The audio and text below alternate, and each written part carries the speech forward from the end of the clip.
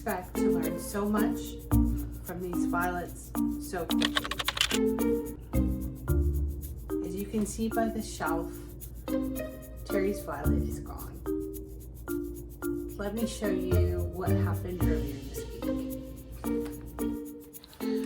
We have a code blue for Terry's violet. So I check on this every day, and I would say in the last 24 hours, the rot has spread through the plant. So I'm just gonna open it up. It's been about 2.5 weeks, but unfortunately, as you can see, there's rot right to the crown. See the tiny little new growth there? I was holding on to the hopes that that was a good sign, but it was yesterday that I started to notice the rot on the stems like this one, and this morning when I looked, there was the rot on the crown. So unfortunately, it seems like Terry's violet can't be saved, but I will consider what I'm going to do, how I'm going to replace Terry's violet, or what I'm going to do to commemorate Terry's violet for being the thing that sparked my violet collection and the Violet Chronicles and my Violet era. Terry's violet, unfortunately, not going to be successful. No more Terry's violet. But I did dedicate my new Violet Chronicle journal to him, and I'll show you that a little later once I update you on what's happened with this little lady. So, Hothead, as I told you last time, I put a post on Facebook to see if I could find out her name. Turns out, violets without a name are known as NOID, or no ID. The response was unanimous. Lots of people complimented the violet and said she was pretty and they would love to have one, but it was very clear that she was annoyed. That's a funny way to say it. So I was settling on Hothead being labeled NOID,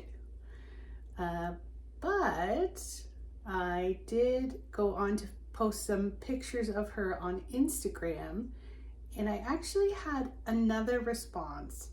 I had reverse searched her pictures on Google and found somebody else who had posted it on Instagram. So they had a very similar violet with the pink top and the white bottom. And I asked them, it was PlantBoy25, I asked him if he knew the name of the violet. And I did not look back at that until I went to post my own pictures of Hothead. And then I got a small clue. So he replied, he said, no, I don't really know. It's probably an Optimara variety because I bought it at the grocery store. And he said, I think it might be like City Pink or something like that. So I was like, okay. I took what he said and I did further searching, and it actually turns out that her variety is City Line Trendy Pink. She has a Dutch grower who started producing violets in the 80s, and her variety, we could probably estimate, came out in the 2010s somewhere, with this pink on top and the white on the bottom. They have trendy pink, trendy red, blue, and trendy baby blue. So I am going to go ahead and consider her City Line Trendy Pink. I was actually very excited to get a name for Hothead. It just seems like it's more official to have the name of the variety. And I think going forward, I want all of my violets to be named violets. Of course, I won't be able to control if I get one as a gift or a free leaf or who knows what, but I will try to get named varieties for the rest of my collection going forward. Now the rest of my collection, she's not even a collection anymore. Look at her. She's only one violet. While Hothead is only one violet and I guess not really a collection again, what I did is I went ahead and I put some work into journaling. So I found an old notebook that was empty. I got it as a gift years ago and never filled it. I got some highlighters and pens together, and I thought about what pages I would want in my Violet Chronicle. I started it off with a little envelope in the front to stash the money that I'm keeping aside for the Violet collection. And this is what I did for Terry's Violet. I dedicated my new Violet Chronicle journal to Terry's Violet. So every time I open it, I will see that page and remember about the violet that came first for this collection. Next, I set up a ledger. So I put the $60 total at the top, and then going forward, I can record what I pay for or how much is in the balance from that $60. And I went back and I looked at the receipts from the pots and the soil, and I wrote all of that out, and including the $9 I paid for Hothead. So now it's all in my notebook. I'm also going to track some important things like when the violets bloom, when I repot them, when I change their water, and when they're showing new growth. So I set up some charts for all of that. And then I'm going to give each violet their own little spread.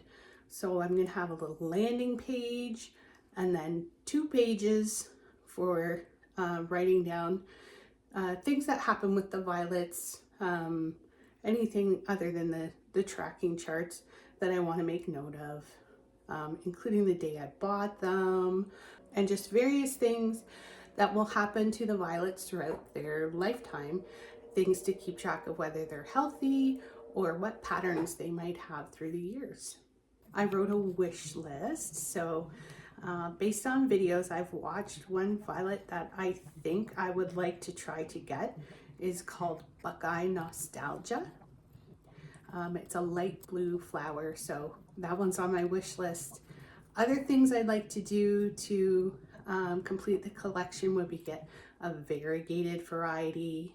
I would like a white flower, and I would like a red flower. I see that described sometimes, and I'm curious to see how red it actually is.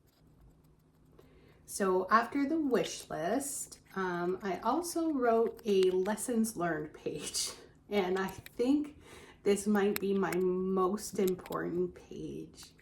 So I've put down everything that I have learned so far and need to remember going forward.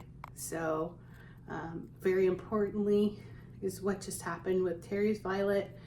Now I know if there's any sign of rot at all, it must be cut out. With Hothead, I learned what a NOID is. And those couple things with Hothead that I learned right after I bought her were that violets have crowns and that they grow in rosettes. So I know that for sure. I think that Hothead is doing really well. Let's get a little close up of her. Her shape is round for sure. She's getting new growth in the center. She's got another new set of leaves just coming out again. So I have really high hopes that she's going to work out just fine and she's going to be a good performer. So I need to take what I've learned so far with my ups and downs with my violet collection. We're back to 1, but we definitely need more.